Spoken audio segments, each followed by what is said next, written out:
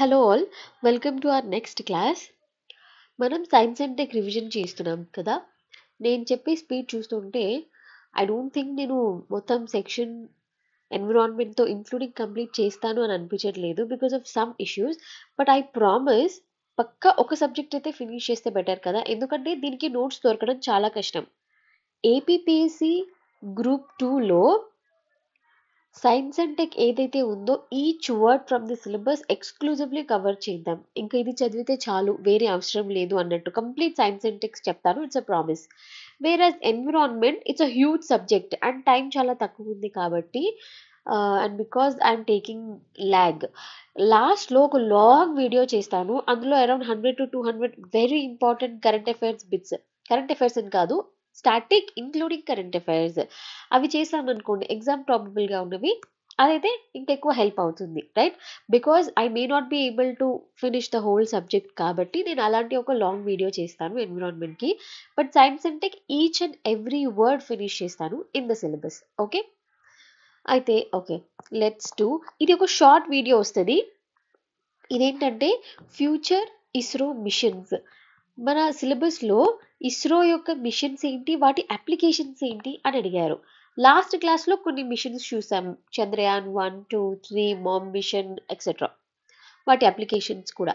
అవి కాకుండా ఇంకా వేరేవి కూడా ఉన్నాయి, space based applications, weather monitoring, agriculture కోసం, రూరల్ డెవలప్మెంట్ కోసం, చదువు కోసం, ఇలా చాలా అప్లికేషన్స్ ఉన్నాయి. అవన్నీ నెక్స్ట్ వీడియోలో ఒక లాంగ్ వీడియో వస్తుంది, దానిలో చెప్పుకుందాం. ఇది ఫ్యూచర్ ఇస్రో మిషన్స్, ఇప్పటి వరకు అవ్వనివి ఇంకా ఫ్యూచర్లో ప్లాన్ చేసినవి.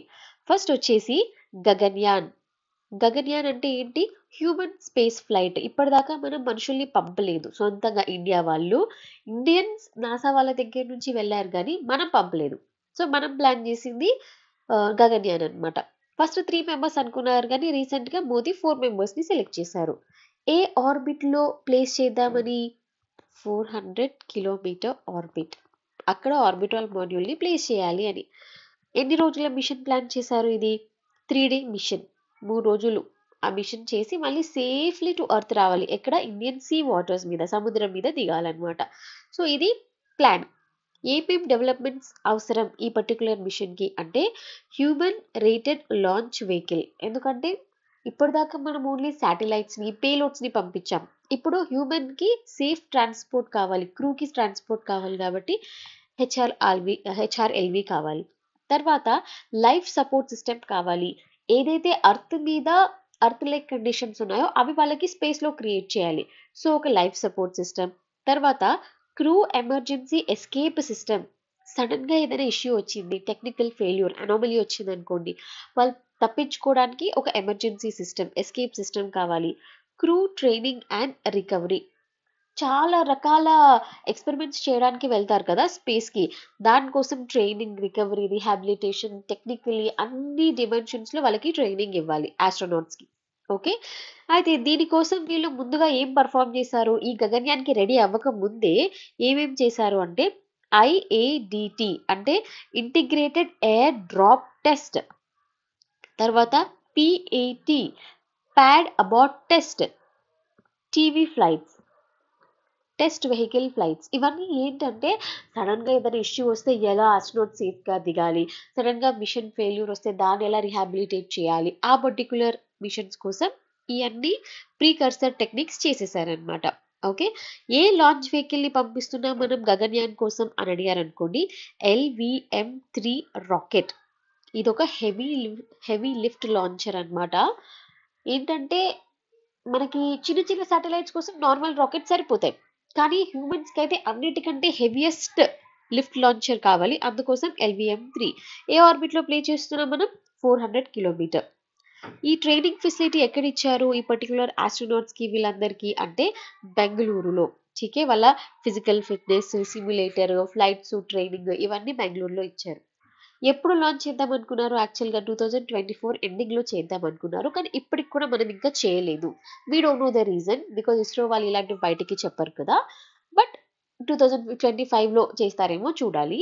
అయితే ఈ నలుగురితో పాటు ఒక రోబోట్ కూడా వెళ్తుంది, ఒక ఫీమేల్ రోబోట్. దాని పేరు వచ్చేసి వ్యోమమిత్ర.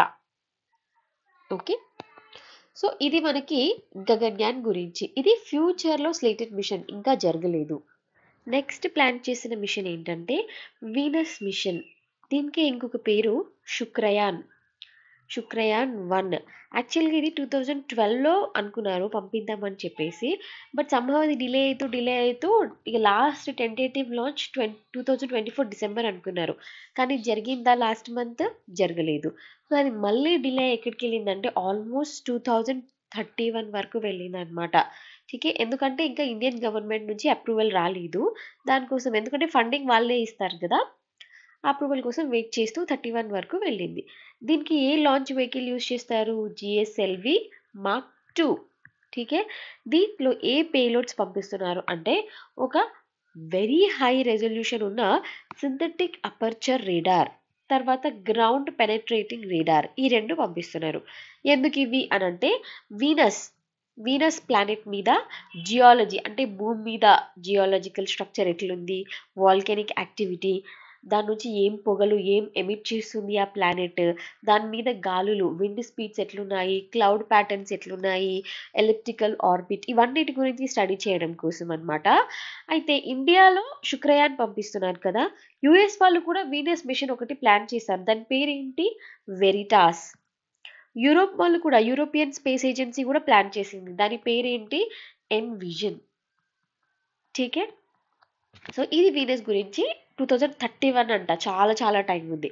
నెక్స్ట్ ఇంకో మిషన్ వచ్చేసి ఎక్స్పో శాట్. ఈజీ గుర్తుపెట్టుకోవచ్చు, పేర్లోనే ఉంది ఎక్స్రే. ఇది ఏంటంటే ఇండియాలోనే first dedicated x ray polarimeter satellite.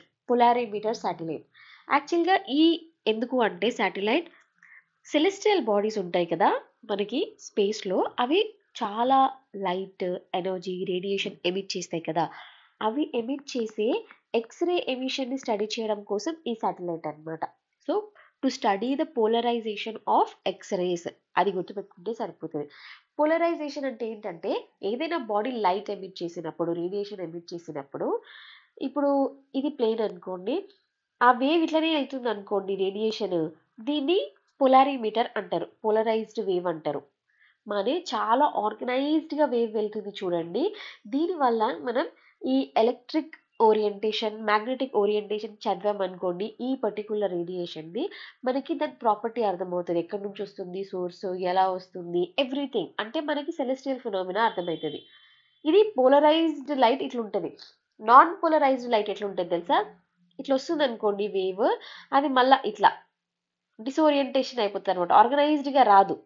Polarised light ఏమో ఏదో ఫిల్టర్ నుంచి పంపించినట్టు కరెక్ట్గా సింగిల్ ప్లేన్లో మంచిగా వెళ్తుంది. నాన్ పోలరైజ్డ్ లైట్ ఏమో ఇట్లా డిఫ్లెక్ట్ అవుతూ ఉంటుంది. సో మనకంటే సెలెస్టియల్ బాడీస్ ఇట్లా పోలరైజ్డ్ లైట్ పంపిస్తున్నాయంట. అబ్బా అట్లా ఎట్లా పంపిస్తున్నాయి అబ్బా అంత ఆర్గనైజ్డ్గా అనేసి స్టడీ చేద్దామని అనుకుంటున్నారు. దానికోసమే ఈ శాటిలైట్. దీంట్లో ఒక 2 సైంటిఫిక్ పేలోడ్స్ పెడుతున్నారనమాట, బోత్ టెంపోరల్, స్పెక్ట్రల్, ఈ పోలరైజేషన్ ప్రాపర్టీస్ చదవడానికి. ఏ ఆర్బిట్లో ప్లేస్ చేస్తున్నారు? లో అర్త్ ఆర్బిట్లో ప్లేస్ చేస్తున్నారు. ఠీకే, దేనికి అంటే సింపుల్గా సెలెస్టియల్ బాడీస్ పంపిస్తున్న ఎక్స్రేస్ని చదవడానికి. ఇంకా మనం ఇంటర్నేషనల్ కోఆపరేషన్ గురించి చూసామనుకోండి, ఇండియాలోని ఇస్రో వాళ్ళు స్టాండ్ అలోన్గా పనిచేయట్లేదు. చాలా మిషన్స్ ఈవెన్ వేరే కంట్రీస్, పెద్ద పెద్ద కంట్రీస్తో కలిపి పంపించడానికి చేస్తున్నారు. డిఫరెంట్ ఏరియాస్లో ఇస్రో అనేది ఫారిన్ కంట్రీస్తో కొలాబరేట్ అయింది. ఫర్ ఎగ్జాంపుల్ క్లైమేట్ స్టడీస్లో, స్పేస్ ఎక్స్ప్లోరేషన్లో, ప్లానెటరీ రీసెర్చ్లో ఎక్సెట్రా ఇలాంటివి.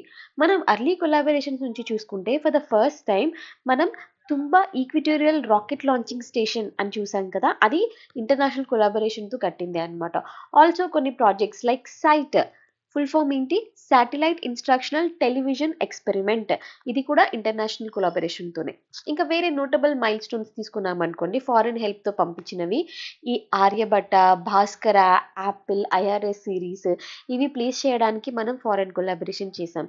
చంద్రయాన్ 1 మిషన్ సక్సెస్ఫుల్లీ ఆర్బిట్ని ప్లేస్ చేసాం కదా ఆర్బిటాల్లో, అది కూడా మనం ఫారిన్ కొలాబరేషన్తోనే చేసింది.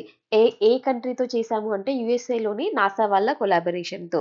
తర్వాత మెగా మెగాట్రాపిక్స్, ఇది ఎవరితో అనంటే ఫ్రాన్స్తో కలిసి ట్రాపికల్ కంట్రీస్ ఉన్నాయి కదా, ట్రాపిక్ ఆఫ్ క్యాన్సర్ నుంచి ట్రాపిక్ ఆఫ్ కాప్రికాన్ మధ్యలో ఉన్న ట్రాపికల్ కంట్రీస్లోని వెదర్ని స్టడీ చేయడం కోసం ఈ పర్టికులర్ మిషన్ 2011లో. తర్వాత సరల్ మిషన్ ఇంకోటి, ఇది కూడా ఫ్రాన్స్ వాళ్ళతోనే కలిసి చేశాము 2013లో. ఇది దేనికోసం అంటే ఓషియోనిగ్రాఫిక్ స్టడీస్ కోసం, సర్ఫేస్ ఫెనామినా, ఓషియోనిగ్రాఫిక్ టెంపోరల్ క్లైమేట్, దీనికోసం అనమాట. సో ఇంకా చాలా కొలాబరేటివ్ ప్రాజెక్ట్స్ ఉన్నాయి ఫ్యూచర్లో, ఒకసారి అవి కూడా చూద్దాం. ఫ్యూచర్లో ఇండియా వేరే కంట్రీస్తో కలిసి ఏం ప్లాన్ చేసింది అని. ఫస్ట్ వన్ వచ్చేసి నిసార్ మిషన్. పేరులోనే ఉంది చూడండి, N for NASA, I for India. So NASA and ISRO jointly develop చేసిన ప్రాజెక్ట్ ఈ నిసార్ మిషన్. ఎక్కడ ప్లేస్ చేద్దాం అనుకుంటున్నారు? ఒక అబ్జర్వేటరీని లో అర్త్ ఆర్బిట్లో ప్లేస్ చేద్దాం అనుకుంటున్నారు. ఇది ఎవ్రీ 12 days అర్త్ మొత్తానికి ఒక మ్యాప్ తయారు చేసి పిక్చర్స్ పంపిస్తూ ఉంటుంది అనమాట. వేటిని మ్యాప్ చేసి పంపిస్తుంది? అర్త్ మీద ఉన్న ecosystems, ice, glaciers, sea levels, natural hazards. ఇప్పుడు కాలిఫోర్నియాలో వైల్డ్ ఫైర్స్ ఎట్లా వస్తున్నాయి, ఎంతవరకు డ్యామేజ్ అయింది, ఎక్కడెక్కడ స్ప్రెడ్ అవుతుంది, ఈ ఇన్ఫర్మేషన్ అలర్ట్స్ ముందు వస్తేనే కదా మనం ప్రికాషన్స్ తీసుకోవచ్చు. సో దీనికోసం ఒక అబ్జర్వేటరీ అనమాట. దీనికి L and S dual band ఎస్ఏఆర్ని యూజ్ చేస్తున్నారు, సింథటిక్ అపర్చర్ రేడార్. ఇదేంటంటే ఈ band frequencies actually radio pulses ఉంటాయి కదా, రేడియో పల్సెస్ని పంపించి అవి ఒకదానికి టక్కర్ అయ్యి మళ్ళీ రిఫ్లెక్ట్ అవుతాయి కదా, బ్యాక్ వస్తాయి కదా పల్సెస్. ఆ బ్యాక్ వచ్చిన పల్సెస్ ఇమేజ్ క్రియేట్ చేస్తాయి అనమాట, ఎంత దూరంలో ఉంది, ఇమేజ్ షేప్ ఎట్లుందని. సో రేడియో పల్సెస్ని యూజ్ చేసి ఇమేజెస్ తీసుకోవడం అంతే. సో హై రెజల్యూషన్ డేటా వస్తుంది అనమాట హెచ్డీలో. ఠీకే. సో ఇది యాక్చువల్గా జనవరి 2024లో పంపిద్దాం అనుకున్నాను సతీష్ ధావన్ స్పేస్ సెంటర్ దగ్గర నుంచి. బట్ ఇప్పుడు ఇది స్టేటస్ మార్చ్ 2025లో అని ఫిక్స్ అయ్యారనమాట. సో వెరీ సూన్, ఇంకొక 2 monthsలో అయిపోతుంది. సో నాసా ఇస్రోది అయిపోయింది. నెక్స్ట్ వచ్చేసి లూపెక్స్ మిషన్. లూపెక్స్ ఇది ఎవరితో అంటే ఇండియా, జపాన్ ఇద్దరు కలిసి. అయితే సౌత్ పోల్లో for the first time land అయిన కంట్రీ ఇది ఇండియా కదా. సో జపాన్కి కూడా సిమిలర్ గోల్స్ ఉన్నాయి. అందుకని చెప్పేసి వీళ్ళిద్దరు కలిసి జస్ట్ ల్యాండ్ అవ్వడం కాదు, ఈసారి మూన్ యొక్క సౌత్ పోల్ని ఎక్స్ప్లోరే చేయాలన్నమాట కంప్లీట్గా. అక్కడే ఉండి ఇక అక్కడ ఎలిమెంట్స్ ఏంటిది, అక్కడ టోపాలజీ ఏంటి, జియాలజీ ఏంటి మొత్తం. సో దానికోసం ఈ మిషన్ 2026లో లాంచ్ చేయాలి అని డిసైడ్ అయ్యారు. ఈ పర్టికులర్ మిషన్కి లాంచ్ వెహికల్ ఏదైతే ఉందో అది H3 launch vehicle Japan provide చేస్తా అని చెప్పింది. ఇస్రో ఏమో ల్యాండర్ని తయారు చేస్తుంది లూపెక్స్ మిషన్ కోసం. తర్వాత European space agency and ISRO వాళ్ళు కూడా ఒక అగ్రిమెంట్ చేసుకున్నారు. ఇదేంటంటే శాటిలైట్ లాంచింగ్ అప్పుడు, తర్వాత మిషన్ అయిపోయాక తిరిగి ల్యాండింగ్ అప్పుడు కొన్ని క్రాస్ సపోర్ట్ అరేంజ్మెంట్స్ ఉంటాయి కదా, ఆ cross support arrangements ISRO European space agency వాళ్ళు ప్రొవైడ్ చేస్తామని చెప్పారు. తర్వాత ఇంకొకటి వచ్చేసి ఇంటర్నేషనల్ కొలాబరేషన్స్లో ఆర్టెమిస్ అకార్డ్స్ అని ఎప్పుడైనా ఎగ్జామ్లో వచ్చిందనుకోండి. ఇది యాక్చువల్లీ ఎవరు స్టార్ట్ చేశారు అంటే యుఎస్ వాళ్ళు లీడ్ తీసుకొని అకార్డ్స్ని తీసుకొచ్చారు. ఇదేంటంటే peaceful human exploration of the moon. ఠీకే. మనం ఎలాగో గగన్యాన్ మిషన్ ఒకటి ప్లాన్ చేస్తున్నాం కదా. సో ఈ ఆర్టెమిస్ అకార్డ్ సైన్ చేయడం ద్వారా అన్ని కంట్రీస్ హ్యూమన్ స్పేస్ ఎక్స్ప్లోరేషన్కి ముందుకెళ్ళాలి, మూన్ మీదకి వెళ్ళాలి, ఫ్యూచర్లో మార్స్ మిషన్స్ కూడా చేయాలి. ఈ అన్నిటి కోసం ఇదన్నమాట. అంటే ఇప్పుడు చాలా కంట్రీస్ మాది స్పేస్, ఈ ప్లానెట్ మాది, సెలెస్టియల్ బాడీ మాది, మా దగ్గర న్యూక్లియర్ పవర్ ఉంది, దీన్ని ఎవరైనా తీసుకుంటే మేము వాళ్ళ మీద బాంబు వేసి ఇలా చేయొద్దు కదా. పీస్ఫుల్గా స్పేస్ ఎక్స్ప్లోరేషన్ జరగాలి, దానికోసం ఆర్టెమిస్ అకార్డ్స్. సో ఇలాగే సిమిలర్ ట్రీటీస్ ఇంకో 2 ఉన్నాయన్నమాట. అదేంటి అంటే ఔటర్ స్పేస్ ట్రీటీ. ఇప్పుడు ఆర్టెమిస్ అకార్డ్స్ అనేవి యూఎస్ వాళ్ళు తెచ్చారు, కానీ ఫస్ట్ వచ్చిన ఒక ఇంటర్నేషనల్ ట్రీటీ ఏంటంటే 1967లో ఔటర్ స్పేస్ ట్రీటీ. ఎవరెవరు సైన్ చేశారు? యుఎస్, యూకే, సోవియట్ యూనియన్, ఈ దేశాలన్నమాట. ఎందుకు ఇది అంటే స్పేస్ మిలిటరైజేషన్ని తగ్గించడానికి, ప్రివెంట్ చేయడానికి, పీస్ఫుల్ ఎక్స్ప్లోరేషన్ని ఇంక్రీజ్ చేయడానికి. సో ఇందాక ఇప్పుడు నార్త్ కొరియా వాళ్ళ దగ్గర ఎక్స్ట్రీమ్ న్యూక్లియర్ పవర్ ఉంది. వాళ్ళు ఒక ఫ్యూచర్ మిషన్ ప్లాన్ చేసేసి మూన్ మాది, మూన్ని మేము ఆక్రమించుకున్నాము, ఎవరన్నా దీని దగ్గరకు వస్తే మేము వాళ్ళ మీద ఇలా మిసైల్స్ పంపిస్తామంటే అట్లా కుదరదు కదా. సో ఇలాంటివి ఏ కంట్రీ చేయకుండా చూసుకునే బాధ్యత అనమాట. ఎవరు లుక్ ఓవర్ చేస్తారు ఈ ట్రీటీని అంటే UNOOSA, అంటే United Nations Office for Outer Space Affairs. ఠీకే. సో ఇది 1967లో. దాని తర్వాత దీని మీదనే ఒక అడిషనల్ ట్రీటీ ఒకటొచ్చింది 1984లో. దాన్నేమంటారంటే మూన్ ట్రీటీ అంటారు. Same objectives almost.